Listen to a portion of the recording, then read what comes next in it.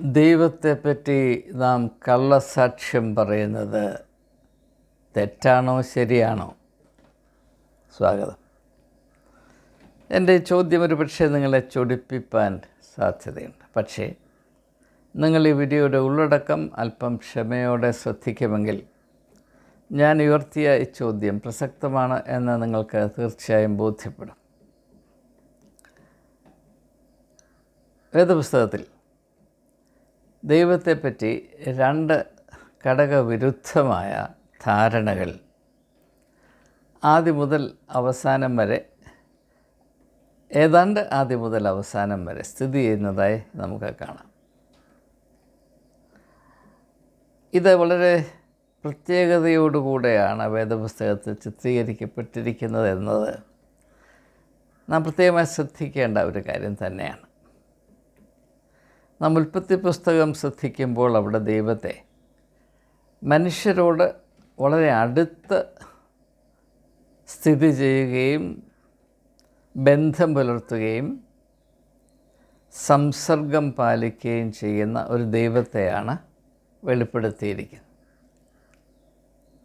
എന്ന് മാത്രവുമല്ല, സൃഷ്ടിപരമായി തന്നെ മനുഷ്യനും ദൈവവുമായുള്ള പ്രത്യേകമായ ബന്ധത്തെ അടിവരയിട്ട് സൂചിപ്പിച്ചുകൊണ്ടാണ് വേദപുസ്തകം ആരംഭിക്കുന്നത്.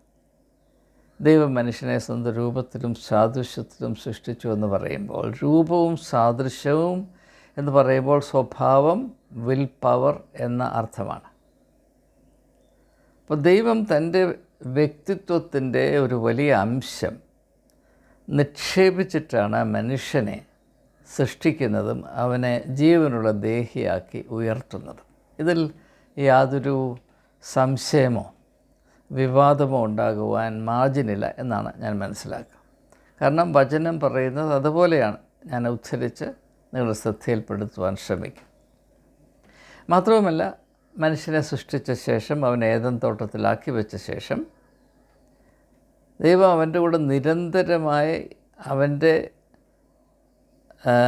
ഭൗതികമായ കണ്ണിൽ കൂടെ നോക്കിയാൽ കാണാവുന്ന ഒരസ്തിത്വമായി സ്ഥിതി ചെയ്യുന്നില്ല എങ്കിലും എല്ലാ ദിവസവും സായങ്കാലത്ത് മനുഷ്യനോട് ആത്മീയ ശുശ്രൂഷ ആസ്വദിപ്പാൻ അല്ലെങ്കിൽ പാലിപ്പാൻ ദൈവം തോട്ടത്തിലേക്ക് കടന്നു വന്നിരുന്നു എന്ന് നാം വായിക്കുന്നുണ്ട്.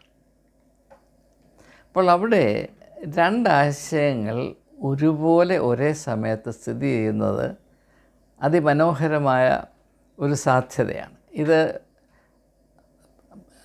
എൻ്റെ ശ്രദ്ധയിൽ തന്നെ പെട്ടിട്ട് അധികം നാളായിട്ടില്ല. അതുകൊണ്ട് തന്നെ ഇങ്ങനെയുള്ള യാഥാർത്ഥ്യങ്ങൾ വേണ്ടതുപോലെ ഗ്രഹിക്കാതെ ഇരിക്കുന്നു എന്നതാണ് ഞാൻ മനസ്സിലാക്കുന്നത്. എൻ്റെ ധാരണ തെറ്റാണെങ്കിൽ ദയവായി ക്ഷമിക്കാം. ഞാനത് അല്പം ഒന്ന് സൂചിപ്പിക്കട്ടെ അല്ലെങ്കിൽ വിശദീകരിക്കട്ടെ. ഉൽപ്പത്തി പുസ്തകം 3-ാം അധ്യായത്തിൽ പറയുന്നത് പോലെ എല്ലാ ദിവസവും വൈകിട്ട് ദൈവം ആദാമിനോടും ഹവ്വായോടും കൂട്ടായ്മ ആചരിക്കുന്നതിന് തോട്ടത്തിലേക്ക് വന്നുകൊണ്ടേയിരുന്നു എന്ന് പറയുമ്പോൾ രണ്ട് ഘടകവിരുദ്ധമായ ആശയങ്ങളുടെ സമ്മേളനമാണ് അവിടെ നടക്കുന്നത് എന്ന് പലപ്പോഴും നാം ശ്രദ്ധിക്കാറില്ല. എന്താണ് ഈ ഘടകവിരുദ്ധമായ സാധ്യതകൾ? ഒന്ന്, ദൈവം ആ തോട്ടത്തിൽ മാത്രം ഒതുങ്ങി നിൽക്കുന്ന ഒരു അസ്തിത്വമല്ല. ഈ തോട്ടത്തെ അതിജീവിക്കുകയും അതിൻ്റെ അപ്പുറത്ത് വിശാലമായ സാധ്യതകളെ ആകമാനം നിലനിർത്തുകയും പരിരക്ഷിക്കുകയും ചെയ്യുന്ന ഒരു സൃഷ്ടികർത്താവാണ്. ആകാശത്തെയും ഭൂമിയെയും സൃഷ്ടിച്ച ദൈവം ആ ഭൂമിയുടെ ഒരു ചെറിയ അംശമായ തോട്ടത്തിൽ മാത്രം പരിമിതപ്പെട്ട് നിൽക്കുവാൻ സാധ്യമല്ല എന്നത് സാമാന്യ ബുദ്ധിയും യുക്തിയുമാണ്. അതുകൊണ്ട് തന്നെ എല്ലാ സായങ്കാലത്തും ദൈവം തോട്ടത്തിലേക്ക് വരുമെന്ന് പറയുമ്പോൾ തന്നെ ദൈവം തോട്ടത്തിൽ മാത്രം ഒതുങ്ങി നിൽക്കുന്ന വ്യക്തിയല്ല, അല്ലെങ്കിൽ പ്രതിഭാസമല്ല എന്ന വ്യക്തമായ അസന്നിഗ്ധമായ സൂചന അവിടെ മുറ്റി നിൽക്കുന്നുണ്ട് എന്ന് നമുക്ക് പെട്ടെന്ന് തിരിച്ചറിയാൻ കഴിയും. അപ്പോൾ ദൈവം ദൂരസ്ഥനാണ്. ദൂരസ്ഥനെന്ന ആശയം കൊണ്ട് നാം ഇവിടെ ഉദ്ദേശിക്കുന്നത് നമ്മുടെ പരിമിതികൾക്കും അറിവുകൾക്കും താല്പര്യങ്ങൾക്കും പരിജ്ഞാനങ്ങൾക്കും അതീതമായി സ്ഥിതി ചെയ്യുകയും പ്രവർത്തിക്കുകയും ചെയ്യുന്ന, അതായത് നമ്മുടെ ബുദ്ധിയിൽ ഒതുങ്ങാത്ത ഒരസ്തിത്വം, അതാണ് ദൂരസ്ഥൻ എന്ന ആശയം. അപ്പോൾ നമ്മുടെ ബുദ്ധിയിലും നമ്മുടെ അറിവിലും തിരിച്ചറിവിലും മാത്രം ഒതുങ്ങുന്ന ഒരു പ്രതിഭാസം നമ്മുടെ ഉള്ളിലാണ്. അത് ദൂരെയാകാൻ സാധ്യമല്ല. എന്നാൽ നമ്മുടെ ബുദ്ധിയെ കവിയുന്ന ഒരു അസ്തിത്വമുണ്ടെങ്കിൽ അത് തീർച്ചയായും നമുക്ക് അതീതമായിരിക്കും. ആ അതീതം എന്ന വാക്കാണ് ഇവിടെ ദൂരം എന്ന ആശയം കൊണ്ട് ഞാൻ ഉദ്ദേശിക്കുന്നത്. തെറ്റിദ്ധാരണ ഉണ്ടാകാതിരിക്കാൻ ഞാനൊന്ന് വിശദീകരിക്കുകയാണ്. അതേസമയം തന്നെ ദൂരസ്ഥനായ ദൈവം സമീപസ്ഥനാകുന്നു. ദൂരസ്ഥനായ ദൈവം സമീപസ്ഥനല്ല എങ്കിൽ മനുഷ്യർക്ക് ഈ ദൈവത്തെ കൊണ്ടൊരു പ്രയോജനവുമില്ല. എന്നാൽ ഈ സമീപസ്ഥനായ ദൈവം ദൂരസ്ഥനല്ല എങ്കിൽ മനുഷ്യൻ്റെ കയ്യിൽ പെട്ട ദൈവം അപകടത്തിന് ഇരയായിത്തീരും. മനുഷ്യൻ്റെ കൈകൊണ്ട് ദൈവം വക്രീകരിക്കപ്പെടും.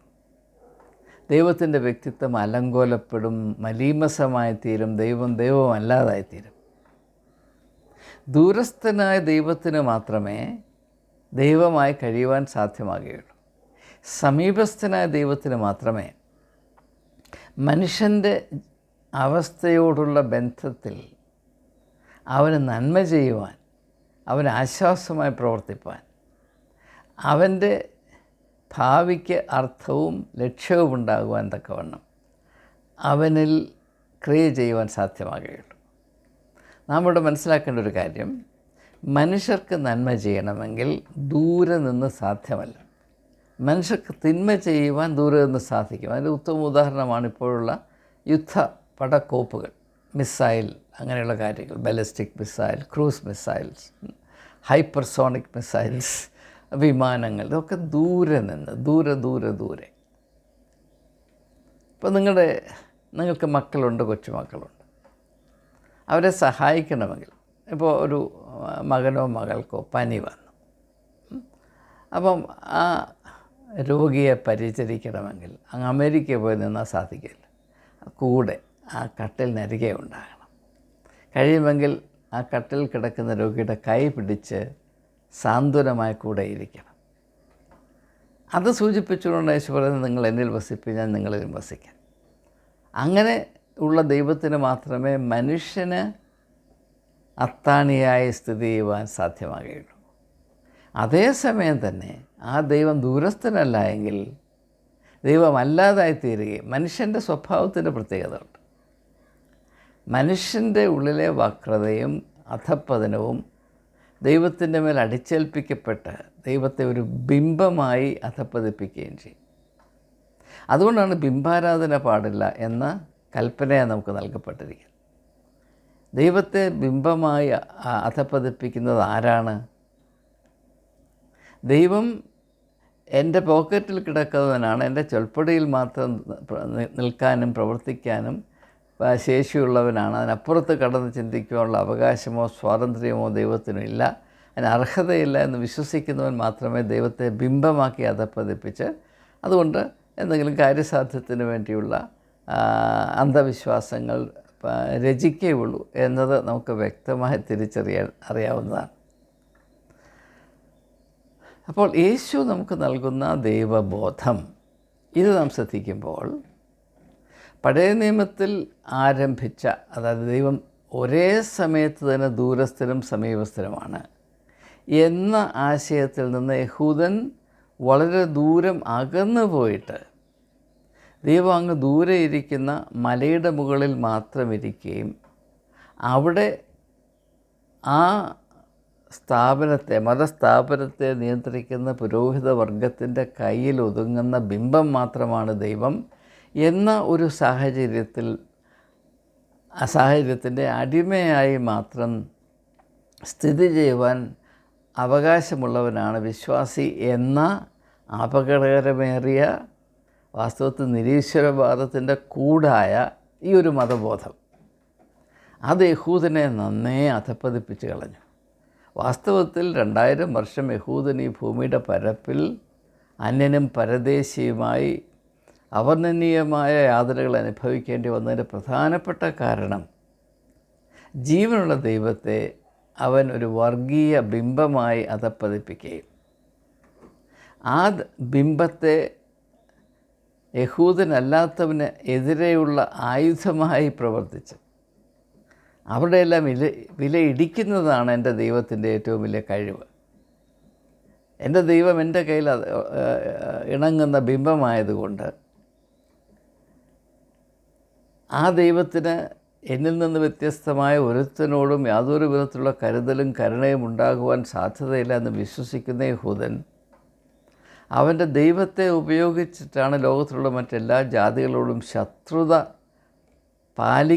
സ്ഥാപിക്കുകയും പാലിക്കുകയും അതിനെ വിശുദ്ധമാണ് എന്ന് തെറ്റിദ്ധരിക്കുകയും ചെയ്തു. ഞാൻ യഹൂദ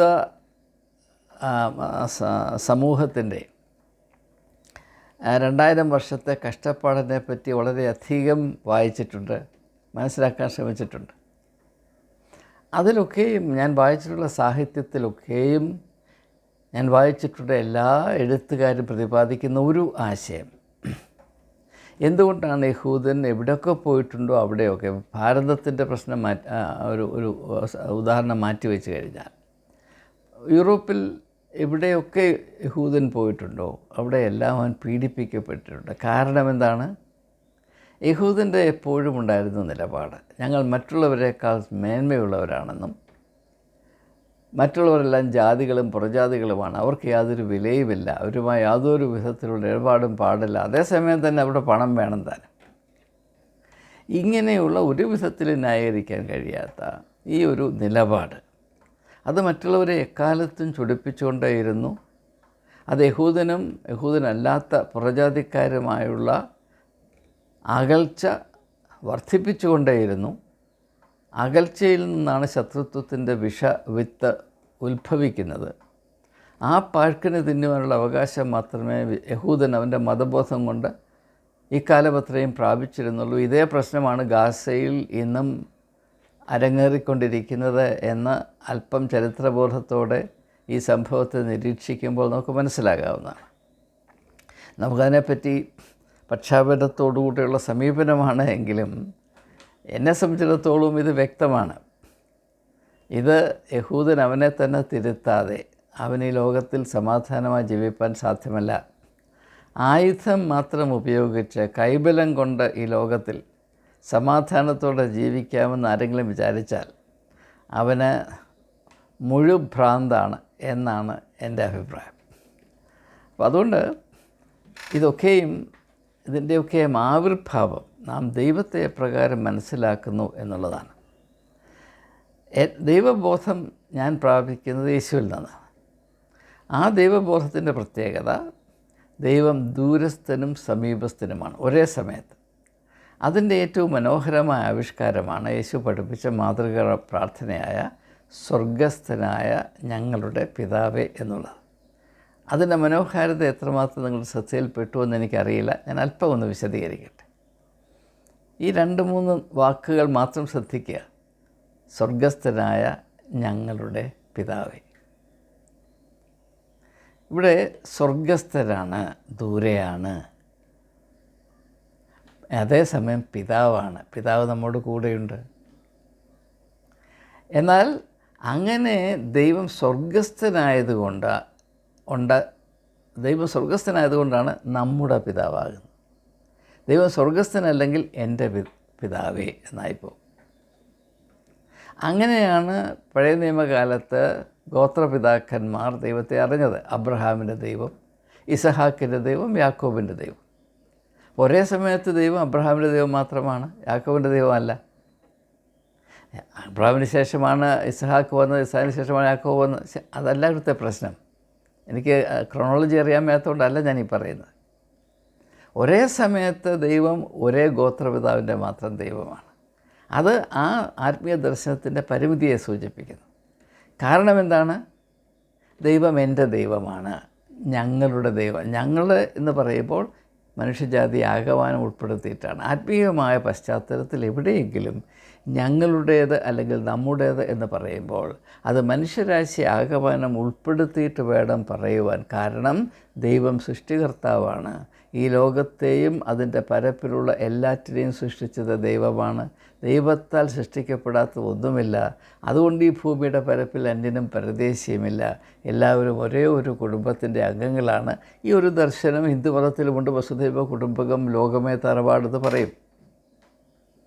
അത് മറ്റൊരു ഭാഷയിൽ അവതരിപ്പിച്ചത് കൊണ്ട് അത് പാപമാണ് എന്ന് പറയുന്നവരോട് എനിക്ക് യോജിക്കാൻ സാധ്യമല്ല. കാരണം മനുഷ്യൻ്റെ ആധ്യാത്മികമായ അന്വേഷണത്തിൽ കൂടെ കാലാകാലങ്ങളിൽ വെളിപ്പെട്ടു വന്ന പരമമായ സത്യത്തെ മാനിക്കുക എൻ്റെ കടമയാണ്. അതേത് മതത്തിൽ കൂടെ മനുഷ്യജാതിക്ക് ലഭിച്ചാലും അതിനെ ആത്യന്തികമായി ബഹുമാനിക്കുകയും വിലമതിക്കുകയും കൽപ്പിക്കുക ചെയ്യുക എൻ്റെ അടിസ്ഥാന സ്വഭാവവും ചുമതലയുമാണ്. അത് ക്രിസ്ത്യാനിക്ക് വളരെയധികം വിമിഷ്ടമുണ്ടാക്കുമെന്ന് എനിക്കറിയാം. പക്ഷേ അങ്ങനെ അല്ലാതിരിക്കാൻ എന്നെക്കൊണ്ട് കഴിയുകയില്ല എന്നൊരു കുറ്റസമ്മതം, ഒരു ഏറ്റുപറച്ചിൽ ഞാനിപ്പോൾ നടത്തുകയാണ്.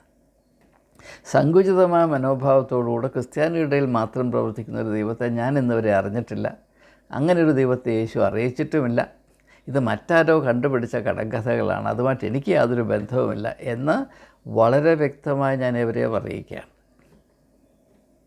അതുകൊണ്ട് സ്വർഗസ്ഥനായ ഞങ്ങളുടെ പിതാവേ, മൂന്ന് വാക്ക് എത്ര മനോഹരമാണ് നിങ്ങൾ മനസ്സിലാക്കണം. അത് നമുക്ക് മനസ്സിലാക്കാതെ പോകുന്നതിൻ്റെ കാര്യം, നാം ബിംബമായ ദൈവത്തെ മാത്രമേ അറിയുന്നുള്ളൂ. സഭാവിഭാഗങ്ങൾ ആരാധിക്കുന്നത് മുഴുവനും ദൈവത്തെയല്ല, ദൈവത്തിൻ്റെ ബിംബത്തെയാണ് എന്ന് നാം മനസ്സിലാക്കണം. സത്യത്തോട് നിങ്ങൾക്ക് അല്പമെങ്കിലും പ്രതിപത്തി ഉണ്ടെങ്കിൽ, സത്യത്തിൽ നിന്ന് ഉദിക്കുന്ന വ്യക്തതയും ആ വ്യക്തതയിൽ കൂടെ നാം പ്രാപിക്കേണ്ട ധൈര്യവും നമ്മിൽ പ്രവർത്തിക്കുന്നുണ്ടെങ്കിൽ ഇത് നിങ്ങൾ തീർച്ചയായും മനസ്സിലാക്കും. സഭാവിഭാഗങ്ങൾക്ക് പരസ്പര മത്സരത്തോടും യാതൊരുവിധ പരസ്പര സ്നേഹവുമില്ലാതെ സഹകരണവുമില്ലാതെ ഞങ്ങൾ മാത്രമാണ് ദൈവത്തിൻ്റെ മുതലാളിമാർ എന്ന് പറഞ്ഞ് നടക്കുന്ന സഭകൾ, അവർ ദൈവത്തെ ആരാധിക്കുന്നവരല്ല, ദൈവത്തെ ബിംബമാക്കി അധപ്പതിപ്പിച്ച് അതിനെ അവിടെ വെച്ച് ആരാധിക്കുന്നവരാണ് എന്നതിനപ്പുറത്ത് യാതൊരു സത്യവും ഇതിനകത്തില്ല. അതുകൊണ്ടാണ് ഇഷ്ടം പോലെ അന്ധവിശ്വാസം, സൂപ്പർസ്റ്റിഷൻ ഇല്ലാത്ത ഒരു ഒറ്റ സഭ കേരളത്തിലുണ്ടെന്ന് നിങ്ങൾ വിചാരിക്കുന്നുണ്ട്. സഭയെന്ന് പറഞ്ഞാൽ അതിൻ്റെ 90% സൂപ്പർസ്റ്റിഷനായിരിക്കും, അന്ധവിശ്വാസമായിരിക്കും. അതിൻ്റെ ലിസ്റ്റ് ഞാൻ നിരത്താൻ പോയാൽ സമയം കൈവിട്ട് പോകും. ഞാൻ അതുകൊണ്ട് അങ്ങോട്ട് പോകുന്നില്ല. അപ്പോൾ യേശുവിൻ്റെ ദർശനവും നമ്മുടെ ദർശനവും തമ്മിൽ പുലബന്ധം പോലുമില്ല എന്ന യാഥാർത്ഥ്യം ഈ അന്ത്യനിമിഷത്തിലെങ്കിലും നാം തിരിച്ചറിയണമെന്നൊരു അപേക്ഷ, വിനീതമായ അപേക്ഷ എനിക്കുണ്ട്. സ്വർഗസ്ഥനായ ഞങ്ങളുടെ പിതാവേ എന്ന് ആത്മാർത്ഥമായി പറയുവാനുള്ള യോഗ്യത നമുക്കില്ല. കാരണം ആ ഒരു ദർശനം നമുക്കില്ല. തന്നെയുമല്ല, അപ്രകാരം ദർശനമുള്ള ആളുകൾ അപകടകാരികളാണ് എന്ന് മാത്രമാണ് നാം ധരിച്ചിരിക്കുന്നത്. അങ്ങനെയാണ് നാം ധരിപ്പിച്ചിരിക്കുന്നത്. അപ്പോൾ സ്വർഗസ്ഥനായ ദൈവം, ആ ദൈവത്തെ എങ്ങനെയാണ് നാം നമ്മുടെ യാക്കോബ, ഓർത്തഡോക്സ്, CSI, മാർത്തോമ, കത്തോലിക്ക കുത്തകയാക്കി മാറ്റുന്നത്? അങ്ങനൊരു ദൈവത്തെ നാം അറിയുന്നില്ല. നമ്മുടെ വളരെ സങ്കുചിതമായ താല്പര്യങ്ങളുടെ ഉള്ളിൽ മാത്രം നിൽക്കുകയും നമ്മുടെ പ്രാകൃതമായ ഇച്ഛാശക്തിയെ സാഷ്ടാംഗം വീട് നമസ്കരിക്കുന്നതുമായ ദൈവത്തെ മാത്രമേ നാം അറിയുന്നുള്ളൂ, ആരാധിക്കുന്നുള്ളൂ. അങ്ങനെ ഒരു ദൈവത്തിൽ മാത്രമേ നാം വിശ്വാസം അർപ്പിക്കുന്നുള്ളൂ. അത് വിശ്വാസമല്ല താനും. അപ്പോൾ സ്വർഗസ്ഥനായ നമ്മുടെ പിതാവേ എന്ന് ആത്മാർത്ഥമായിട്ട് പറയുവാൻ നമുക്ക് യാതൊരു യോഗ്യതയുമില്ല. നമ്മുടെ എന്ന് പറയുമ്പോൾ അർത്ഥം എന്താണ്? യേശുവിൻ്റെ അർത്ഥം എന്തായിരുന്നു? തീർച്ചയായും യേശുവിൻ്റെ അർത്ഥം, നമ്മുടെ എന്ന വാക്കിൻ്റെ അർത്ഥം അത് ഒരു സഭാവിഭാഗത്തിൽ ഒതുക്കാവുന്നതല്ല എന്നതിന് വല്ല സംശയമുണ്ടോ? അന്ന് യഹൂദന്മാർക്ക് യേശുവിനോടുണ്ടായിരുന്ന ഏറ്റവും വലിയ കലിപ്പ് എന്തായിരുന്നു?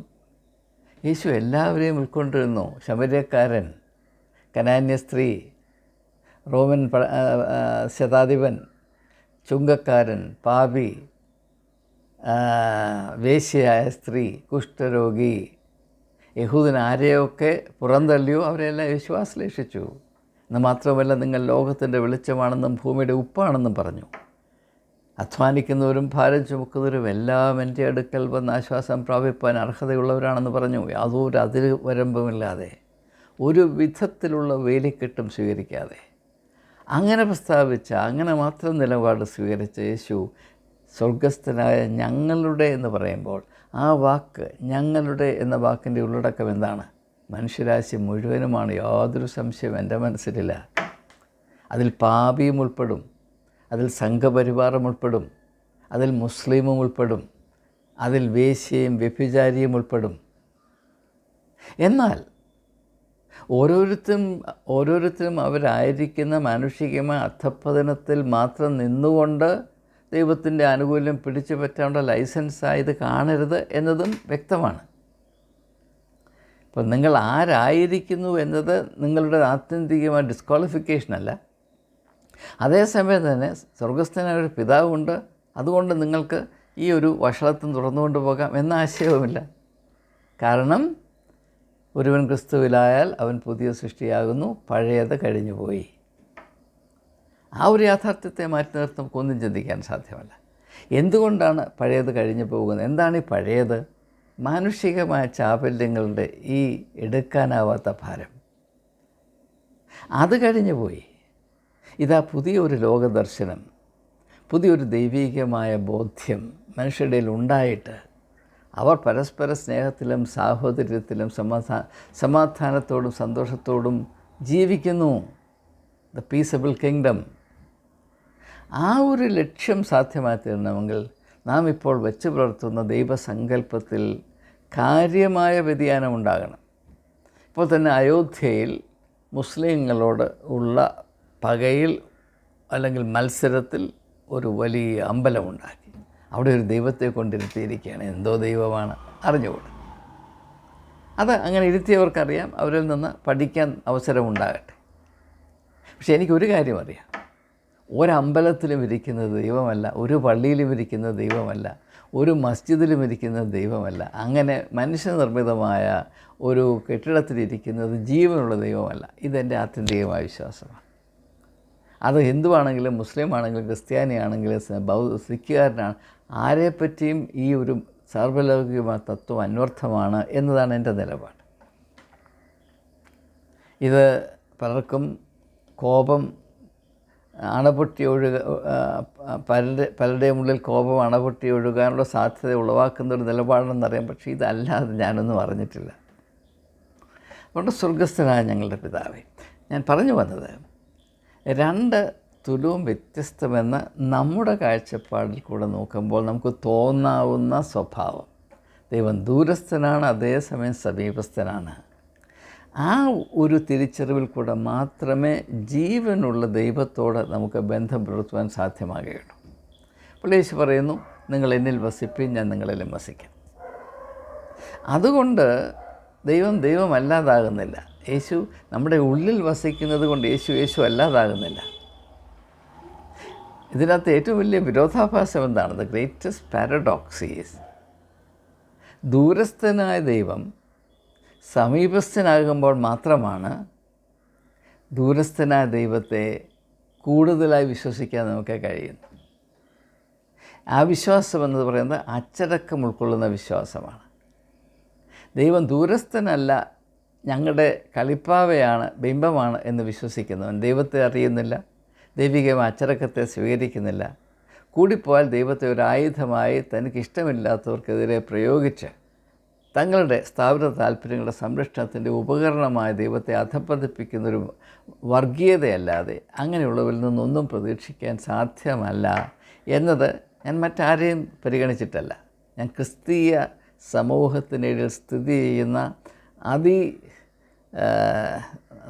ഏറ്റവും വേദനാജനകമായ അപലപനീയമായ യാഥാർത്ഥ്യങ്ങളെ മാത്രം പരിഗണിച്ചുകൊണ്ട് ഞാൻ പറയുകയാണ്. നമ്മുടെ ഇടയിൽ എപ്രകാരമുള്ള ദൈവസങ്കല്പമാണ് സ്ഥിതി ചെയ്യുന്നത്, ഓരോ സഭയും ഏത് ദൈവത്തെയാണ് അവതരിപ്പിക്കുന്നത്, ആരാധിക്കുന്നതെന്ന് നിങ്ങൾ ശ്രദ്ധിച്ച് മനസ്സിലാക്കുക. ഒരു ചെറിയ ഉദാഹരണം പറഞ്ഞാൽ, സീറോ മലബാർ സഭയിൽ ഈ കാലങ്ങളിൽ നടന്നുകൊണ്ടേയിരിക്കുന്ന ദിവ്യബലി അല്ലെങ്കിൽ കുർബാനയെ പറ്റിയുള്ള ഈ വലിയ കുരുക്ഷേത്ര യുദ്ധം, അതേത് ദൈവത്തിൻ്റെ പേരിലാണ്? നിങ്ങൾ ചിന്തിച്ചിട്ടുണ്ടോ? അപ്രകാരമുള്ള ഈ തെരുവ് സമരത്തിൽ കൂടെ ഏത് ദൈവത്തെയാണ് ഇവർ സാക്ഷീകരിക്കുന്നത്? ഏത് യേശുവിനെയാണ് ഇവർ വിളിച്ചറിയിക്കുന്നത്? അവർക്ക് അങ്ങനെയുള്ള എന്തെങ്കിലും ബോധ്യമുണ്ടോ? സിനഡിൻ്റെ അധികാരം സാമാന്യ സാധാരണ വിശ്വാസിയുടെ അവകാശം. ഇവ തമ്മിലുള്ള രണ്ട് കൂറ്റൻ ചെമ്മരിയാട് തമ്മിൽ, അല്ലെങ്കിൽ കൂറ്റൻ കോലാടുകൾ തമ്മിലുള്ള ഏറ്റുമുട്ടൽ പോലെ ഇവർ ഈ വലിയ കുരുക്ഷേത്ര യുദ്ധം നടത്തുമ്പോൾ അവിടെ ഏത് ദൈവമാണ് പ്രത്യക്ഷപ്പെട്ടു വരുന്നത് എനിക്ക് മനസ്സിലാകുന്നില്ല. പക്ഷേ അങ്ങനെയുള്ള യുദ്ധം ഉണ്ടായേ മതിയാകൂ. കാരണം അവർ വെച്ച് പുലർത്തുന്ന സങ്കല്പങ്ങൾ അപ്രകാരമാണ്. ഇപ്പോൾ ഈ സിനഡിൻ്റെ അധികാര പരിധിയിൽ പരിപൂർണമായി ഒതുങ്ങി നിൽക്കാത്ത ഒരു ദൈവത്തിനും സീറോ മലബാർ സഭയുടെ ഉള്ളിൽ പ്രവേശിക്കാൻ സാധ്യമല്ല. എന്നാൽ അതേസമയം ജനം ഇപ്പോൾ ഉണർന്നു വരുന്നത് കൊണ്ട് വിശ്വാസികളുടെ ജീവിതത്തോട് അല്പം അടുത്ത് നിൽക്കാത്തൊരു ദൈവത്തെ അവർക്കും സ്വീകാര്യമല്ല. അതുകൊണ്ട് രണ്ട് തരത്തിലുള്ള ദൈവസങ്കല്പങ്ങൾ തമ്മിലുള്ള സന്ധിയില്ലാത്ത സമരം നമ്മുടെ കൺമുൻപിൽ അവതരിപ്പിക്കപ്പെട്ടുകൊണ്ടേ ഇരിക്കുമ്പോഴാണ് നാം ഈ ചിന്തകൾ പരിഗണിക്കുന്നതെന്ന് മനസ്സിലാക്കുക. ഞാൻ നിങ്ങളുമായി പങ്കിടുന്ന ചിന്തകൾ അങ്ങ് ദൂരെ നിന്ന് വലിച്ചുകൊണ്ട് വരുന്നവയല്ല. നമ്മുടെ മധ്യത്തിൽ, നമ്മുടെ കൺമുൻപിൽ സംഭവിച്ചുകൊണ്ടേയിരിക്കുന്ന ഏറ്റവും എന്താണ് പറയുന്നത്, നമ്മെ ശല്യം ചെയ്യേണ്ട, നമ്മെ ബുദ്ധിമുട്ടിക്കേണ്ട, നമ്മുടെ ആത്മാഭിമാനത്തെ തന്നെ പിടിച്ചു കുലുക്കുന്ന ഈ ദുർഗന്ധം, ഈ ദുഷിച്ച അവസ്ഥയുടെ അനാവരണം, ഇതെന്തുകൊണ്ട് സംഭവിക്കുന്നു എന്ന് മനസ്സിലാകേണ്ടതിന് വേണ്ടിയുള്ള ചില ചിന്തകൾ, ചില ചൂണ്ടുപലകൾ മാത്രമാണ് ഞാൻ പങ്കിടുന്നത്. അതുകൊണ്ട് പ്രിയമുള്ളവരെ, ഒരു കാര്യം എനിക്ക് വ്യക്തമാണ്. യേശു നമുക്ക് നൽകിയ ദൈവ സങ്കല്പം, നാം ദൈവത്തെ എപ്രകാരം മനസ്സിലാക്കണം, അങ്ങനെ മനസ്സിലാക്കുന്നതുകൊണ്ട് എപ്രകാരം ദൈവവുമായി ബന്ധം പുലർത്തണം. ഒരു കാര്യം കൂടെ ഞാൻ സൂചിപ്പിച്ച് ഉപസംഹരിച്ചു കൊള്ളട്ടെ. എന്തുകൊണ്ടാണ് ദൈവം ദൂരസ്ഥനാണ്, സ്വർഗസ്ഥനായ ഞങ്ങളുടെ പിതാവ് എന്ന് നാം മനസ്സിലാക്കേണ്ടതെന്ന് ചോദിച്ചാൽ, മനുഷ്യനെ സംബന്ധിച്ചിടത്തോളം അവൻ ഏതിനോടൊക്കെ ബന്ധം പുലർത്തുന്നു അതിനോട് അവൻ അവലംബിക്കുന്ന ഒരു സമീപനമുണ്ട്. ദയവായി ഇത് വ്യക്തമായി മനസ്സിലാക്കുക. മനുഷ്യൻ്റെ ഏറ്റവും പ്രധാനപ്പെട്ട സ്വഭാവം അവൻ്റെ ഇച്ഛ, അവൻ്റെ ഇംഗിതം, അവൻ്റെ വിൽ പവർ, അവൻ്റെ ഇച്ഛാശക്തി, അവൻ എന്തിനോടൊക്കെ ബന്ധം പുലർത്തുന്നു അതിലെല്ലാം അടിച്ചേൽപ്പിക്കുക, സ്ഥാപിക്കുക, അവൻ്റെ ആധിപത്യം, അവൻ്റെ അധികാരം അവിടെ അരക്കിട്ടുറപ്പിക്കുക. ഇതാണ് മനുഷ്യൻ്റെ ഏറ്റവും പ്രധാനപ്പെട്ട ലക്ഷ്യം. ഇപ്പോൾ പുരുഷൻ വിവാഹം കഴിക്കുന്നു. അതിൻ്റെ പ്രധാനപ്പെട്ട കാര്യം അവൻ്റെ ഇംഗിതമനുസരിച്ച് നിൽക്കാനായിട്ടൊരു പെണ്ണിനെ കിട്ടി. അതാണ് ഇന്നത്തെ കാര്യം. എന്നാൽ അത്രമാത്രം ഇച്ഛാശക്തിയില്ലാത്ത പുരുഷന്മാർ ഹെൻപെക്റ്റായ ഹസ്ബൻഡ്സായിട്ട് മാറുമെന്ന് നമുക്കറിയാം. ഞാൻ കൂടുതലായിട്ട് അങ്ങോട്ട് പോകുന്നില്ല. ഏതായാലും ഒരാൾ മറ്റൊരാളുടെ മേൽ സ്വന്തം ഇച്ഛാശക്തി, വിൽപ്പവർ അടിച്ചേൽപ്പിക്കുന്നു. രാഷ്ട്രീയമാണെങ്കിൽ അതുതന്നെ, നേതാവും അനുയായികളും. ഹേഗലിൻ്റെ ഭാഷയിൽ പറഞ്ഞാൽ മാസ്റ്റർ സ്ലേവ് റിലേഷൻഷിപ്പ്. മനുഷ്യൻ എവിടെയൊക്കെ പ്രവർത്തിച്ചിട്ടുണ്ടോ അവിടെയെല്ലാം യജമാനനും അടിമയും തമ്മിലുള്ള ബന്ധം മാത്രമേ, ആ തരത്തിലുള്ള ബന്ധം മാത്രമേ സ്ഥാപിക്കുവാനും പുലർത്തുവാനും അല്ലെങ്കിൽ തുടർന്നു കൊണ്ടുപോകുവാനും മനുഷ്യന് സാധിക്കുകയുള്ളൂ എന്നതാണ് ചരിത്രം നമ്മെ വിളിച്ചറിയിക്കുന്ന സത്യം. അത് ഹേഗൽ ചൂണ്ടിക്കാണിച്ചതിനെ ഞാൻ 100% ശരിവെക്കുകയാണ്. അതുകൊണ്ടാണ് യേശു പറഞ്ഞത്, ഞാൻ അടിമകളെ വിടുവിക്കാൻ വന്നു. ആരാണ് അടിമകൾ? മനുഷ്യൻ്റെ ഇപ്രകാരമുള്ള സ്വഭാവത്തിൽ മനുഷ്യൻ എവിടെയൊക്കെ പ്രവർത്തിച്ചാലും അവിടെയൊക്കെ അവൻ അടിമകളെ സൃഷ്ടിക്കും. അങ്ങനെ അടിമകളെ സൃഷ്ടിക്കുന്നവൻ സ്വയം അടിമയായിത്തീരും. അപ്പോൾ ചരിത്രം അടിമത്വത്തിൻ്റെ ചരിത്രമാണ് എന്ന ചരിത്രബോധമുള്ള എല്ലാവരും ഒന്നുപോലെ സമ്മതിക്കുന്ന കാര്യമാണ്. അപ്പോൾ നാം ദൈവത്തെ സ്വർഗസ്ഥനായ പിതാവായി കാണുമ്പോൾ എന്താണ്? നാം ദൈവത്തോട് പാലിക്കുന്ന ബന്ധത്തിൽ നമ്മുടെ കൊച്ചു കൊച്ചു ഇംഗിതങ്ങളെ, നമ്മുടെ ഇച്ഛാശക്തിയെ ദൈവത്തിൻ്റെ പുറത്തടിച്ചേൽപ്പിച്ച് ദൈവത്തെ നമ്മുടെ ഒരു ദാസനാക്കി അധപ്പതിപ്പിക്കാനുള്ള പ്രവണത നമ്മളിൽ ഇല്ലാതെയായിത്തീരണം എന്ന കാഴ്ചപ്പാടിലാണ്, ഉദ്ദേശത്തോടു കൂടിയാണ് ദൈവത്തെ സ്വർഗസ്ഥനായ ഞങ്ങളുടെ പിതാവേ എന്ന് പറയും. അപ്പോൾ രണ്ട് തരത്തിലുള്ള റെഗുലേഷൻസ്, നിബന്ധനകൾ മനുഷ്യൻ്റെ ഇച്ഛാശക്തിയിൽ ആത്മീയത സ്ഥാപിക്കുന്നുണ്ട് എന്നതാണ് നമ്മളിവിടെ തിരിച്ചറിയേണ്ടത്. ഒന്ന്, ദൂരസ്ഥനായ ദൈവം എന്ന് പറഞ്ഞാൽ മനുഷ്യൻ്റെ ബുദ്ധിയെയും മനുഷ്യൻ്റെ ഇച്ഛാശക്തിയെയും അതിജീവിച്ച് കഴിയുന്ന ദൈവം, മനുഷ്യൻ്റെ ചൊൽപ്പടിയിൽ ഒതുങ്ങാത്ത ദൈവം. അതുകൊണ്ട് തന്നെ മനുഷ്യൻ്റെ മേൽ നിരുപാധികമായി ആത്യന്തികമായ അധികാരമുള്ള ദൈവം. ആ അധികാരത്തെ സ്വീകരിപ്പാൻ മനുഷ്യൻ ബാധ്യസ്ഥനാണ്. ദൈവത്തെ നിയന്ത്രിക്കുന്നതിന് പകരം ദൈവത്താൽ നിയന്ത്രിക്കപ്പെടുന്നതാണ് മനുഷ്യൻ അഭികാമ്യം. രണ്ടാമത്തെ നിബന്ധന, രണ്ടാമത്തെ റെഗുലേഷൻ എന്താണ്? ഞങ്ങളുടെ, എൻ്റെ മാത്രമല്ല ഞങ്ങളുടെ. ഞാൻ എന്തിനെപ്പറ്റി ചിന്തിച്ചാലും എൻ്റെ താല്പര്യം മാത്രമല്ല, മറ്റുള്ളവരുടെ താല്പര്യം, മറ്റുള്ളവരുടെ ആവശ്യം, മറ്റുള്ളവരുടെ അഭിമാനം, മറ്റുള്ളവരുടെ സ്വാതന്ത്ര്യം, മറ്റുള്ളവരുടെ നീതി, അതോടെ ഞാൻ പരിഗണിക്കണം. അതുകൊണ്ടാണ് ശത്രുവിനെ സ്നേഹിക്കണമെന്ന് പറയുന്നത്. ചുമ്മാതെ പറയുന്നതല്ല. ഞാൻ എന്നെപ്പറ്റി ചിന്തിക്കുമ്പോൾ എൻ്റെ അയൽക്കാരനെപ്പറ്റി ചിന്തിക്കണം. എൻ്റെ വിശപ്പിൽ ഞാൻ അന്യൻ്റെ വിശപ്പും കൂടെ തിരിച്ചറിയണം. ഞാൻ അനുഭവിക്കുന്ന അപമാനിതരായി കൊണ്ടേയിരിക്കുന്ന ജനലക്ഷങ്ങളുടെ കണ്ണുനീർ എനിക്ക് അനുഭവിപ്പാൻ കഴിയണം. അല്ലാത്തവൻ ക്രിസ്ത്യാനിയല്ല, ഒരിക്കലുമല്ല എന്നാണ് യേശു പറയുന്നത്. ക്രിസ്ത്യാനി പോട്ടെ, അല്ലാത്തവൻ ദൈവ പൈതലല്ല. അപ്പോൾ ഈ ഒരു തിരിച്ചറിവുണ്ടാകുക വളരെ അനിവാര്യമാണ്. ഇത് കൈവിട്ടു പോയതുകൊണ്ടാണ് എല്ലാ മതങ്ങളും കാലാകാലങ്ങൾ അധപ്പതിക്കുകയും ദൈവീകമെന്ന് പറഞ്ഞത് പൈശാചികമായി തീരുകയും ചെയ്തത്. അതിൻ്റെ പരിണിതഫലം നാം ഇപ്പോൾ അനുഭവിച്ചുകൊണ്ടേയിരിക്കുന്നു. ഭാരതത്തിൻ്റെ പശ്ചാത്തലത്തിൽ ഇത് വലിയ ഭീകരമായൊരു മുഖം അവലംബിച്ചുകൊണ്ടേയിരിക്കുന്നു. ഇത് ചെറിയതായ ഒരു പ്രശ്നമല്ല, ഭീകരമായൊരു യാഥാർത്ഥ്യമാണ്. അതുകൊണ്ട് തന്നെ ഇതിനെപ്പറ്റി വസ്തുനിഷ്ഠമായ വ്യക്തമായ ധാരണകൾ പ്രാപിക്കുകയും നമുക്ക് സ്വീകരിക്കാവുന്ന തിരുത്തലുകൾ സ്വീകരിക്കുന്നതിൽ കൂടെ നാം ഈ ഭൂമിയുടെ ഉപ്പായി തീരുക എന്ന് പറഞ്ഞാൽ ചേഞ്ച് ഏജൻ്റായി തീരുക. ഈ ലോകത്തിന് മാറ്റം വരണമെങ്കിൽ നമ്മൾ മാറ്റം വരണം. ഇതാണ് യേശു പറഞ്ഞത്. നമ്മളങ്ങനെയാണ്, നമ്മൾ ലോകത്തെ മുഴുവനും കൺവേർട്ട് ചെയ്യാൻ നടക്കുകയാണ്, എക്സ്പേർട്ടാണ്.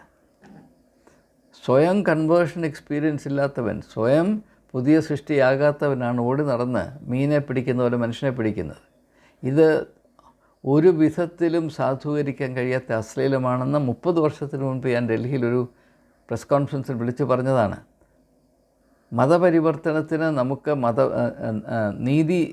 നിയമപരമായ അവകാശമുണ്ടെങ്കിലും അത് നിർവഹിക്കാനുള്ള ധാർമ്മികവും ആത്മീയവുമായ അധികാരം നമുക്കില്ല, യോഗ്യത നമുക്കില്ല എന്ന് അന്ന് 30 വർഷത്തിന് മുമ്പ് ഞാൻ വിളിച്ചു പറഞ്ഞപ്പോൾ അന്നും എനിക്കെതിരെ കൊടുങ്കാറ്റടിച്ചതാണ്. പക്ഷേ ആ ഒരു തിരിച്ചറിവ് അതിനുശേഷം കൂടുതലായി വർദ്ധിച്ചിട്ടേ ഉള്ളൂ. നമുക്ക് നമ്മുടെ ഇന്നത്തെ അവസ്ഥയിൽ അക്രൈസ്തവനായ ഏതെങ്കിലും ഒരു വ്യക്തിയെ സമീപിച്ച് യേശുവിൻ്റെ സ്നേഹം, യേശു നിന്നെ സ്നേഹിക്കുന്നു എന്ന് പറയാനുള്ള എന്തെങ്കിലും യോഗ്യതയുണ്ടോ? ആ യോഗ്യത ഉണ്ടെന്ന് എനിക്ക് തോന്നുന്നില്ല. നിങ്ങളുടെ തോന്നൽ എന്താണെന്ന് എന്തായാലും ഞാൻ അതിനെ ബഹുമാനിക്കുന്നു. അതുകൊണ്ട് ഒരു വലിയ തിരുത്തലിൻ്റെ അവസ്ഥയിലേക്ക് നമുക്ക് കടന്നു വരുവാൻ ആവശ്യമുണ്ട്. അതുകൊണ്ടാണ് യേശു തൻ്റെ പരസ്യ ശുശ്രൂഷ ആരംഭിച്ചപ്പോൾ അതുകൊണ്ട് പറഞ്ഞ് നിർത്താൻ പോകുകയാണ്. സ്വർഗരാജ്യം സമീപിച്ചിരിക്കാൻ മാനസാന്തരപ്പെടുകയും. ഇന്ന് ക്രിസ്തീയ വിശ്വാസിയുടെ മുമ്പിലുള്ള ഏറ്റവും വലിയ priority to preach the gospel of repentance to fellow Christians. ഞാൻ വളരെയധികം ആസ്വദിക്കുകയും ബഹുമാനിക്കുകയും ചെയ്യുന്ന ചിന്തകനായ സോറൻ കീർക്കെഗാഡ്, അദ്ദേഹത്തിൻ്റെ വളരെ ശ്രദ്ധേയമായൊരു പുസ്തകമാണ് ട്രെയിനിങ് ഇൻ ക്രിസ്ത്യാനിറ്റി. അല്ല, അദ്ദേഹം ആദ്യമേ തന്നെ അവതരിപ്പിക്കുന്ന ശ്രദ്ധേയമായൊരാശയം, ലോകത്തിലെ ഏറ്റവും കഠിനമായ ദൗത്യം ഒരു ക്രിസ്ത്യാനിയെ കൺവേർട്ട് ചെയ്യുക എന്നുള്ളതാണ്. To convert a Christian in to genuine discipleship. ഒരിക്കലും ഒരു വിധത്തിലും നമുക്ക് വിഭാവന ചെയ്യാൻ വയ്യാത്ത അത്ര ക്ലേശകരമായൊരു ദൗത്യമാണ് ഒരു ക്രിസ്ത്യാനിയെ, നോമിനൽ ക്രിസ്ത്യാനിയെ, നാമധേയ ക്രിസ്ത്യാനിയെ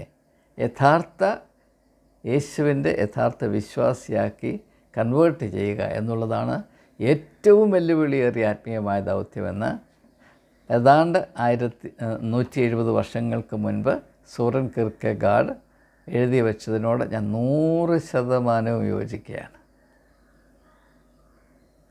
നമുക്ക് അക്രൈസ്തവരെ കൺവേർട്ട് ചെയ്യാം, പക്ഷേ പുരോഗത വർഗത്തിൽപ്പെട്ട ഒരുത്തനെ പോലും യേശുവിലേക്ക് അടുപ്പിക്കാൻ നമുക്ക് സാധ്യമല്ല. അങ്ങനൊരു ചരിത്രമില്ല. പ്രവാചകരെ കല്ലെറിഞ്ഞു കൊന്നും യേശുവിനെ ക്രൂശിൽ തറച്ചുമുള്ള ചരിത്രം മാത്രമാണ് നാം ഇതുവരെ കണ്ടിട്ടുള്ളത് ഞാൻ കണ്ടുപിടിച്ചതല്ല, ഇത് വേദപുസ്തകത്തിൽ തന്നെ ഉള്ളതാണ്. ചരിത്രം പിന്നെ തുടർച്ചയായി അതിനെ സാക്ഷീകരിച്ചുകൊണ്ടിരിക്കുന്നതെന്ന് മാത്രം. പലരും പറയുന്നത് ഞാനിത് കണ്ടുപിടിച്ചതാണെന്ന്. എൻ്റെ ആശയമേ അല്ല, എൻ്റെ ആശയമായിട്ട് നിങ്ങൾക്കൊന്നും എനിക്ക് തരാനുമില്ല. അതുകൊണ്ട് ദയവായി മനസ്സിലാക്കുക, ദൈവം ദൂരസ്ഥനാണ്, സമീപസ്ഥനാണ്. ആ ദൂരസ്ഥനായ ദൈവത്തെ സമീപസ്ഥനായി അറിയുന്ന പ്രക്രിയയുടെ പേരാണ് വിശ്വാസം എന്നുള്ളത്. ആ വിശ്വാസത്തിൽ മുതിർന്നു വരുവാൻ ദൈവം തൻ്റെ പരിശുദ്ധാത്മാവിനാൽ നമുക്കിടയാക്കട്ടെ എന്ന പ്രാർത്ഥനയോടെ വാക്കുകൾ ഉപസംഹരിക്കുന്നു. ഏവർക്കും എൻ്റെ നമസ്കാരം.